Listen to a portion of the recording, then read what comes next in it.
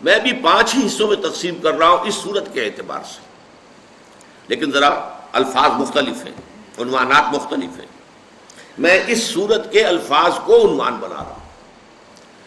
قرآن مجید میں آپ دیکھتے ہیں کہ خاصا بڑا حصہ قرآن مجید کا تاریخی تفاصیل پر مشتمل ہے۔ سابقہ انبیاء و رسول کے حالات، رسولوں کی قوموں پر آنے والے عذاب کی تفاصیل، یہ نوع انسانی کی تاریخ ہے۔ پھر یہ کہ ازل میں جو واقعات ہوئے، تخلیق آدم کا مسئلہ ہے، پھر جو فرشتوں کو حکم دیا گیا سجدے کا، ان کو آدم کو جنت میں رکھا گیا، یہ بھی تو ایک تاریخ کا حصہ ہے، انسانی تاریخ۔ اور پھر یہ کہ ابد کا معاملہ جو آنے والا ہے، اس سب کو آپ نوٹ کیجئے۔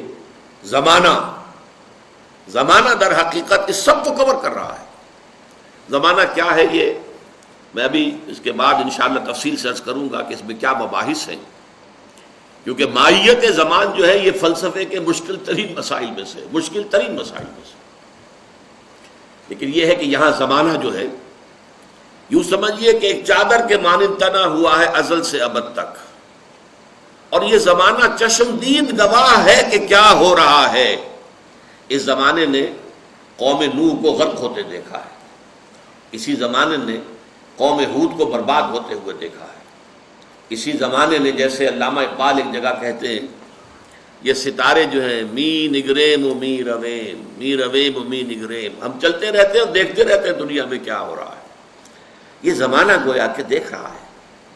تو گویا کہ اس سب کے لیے ایک لفظ آ گیا یہاں پر، والعصر،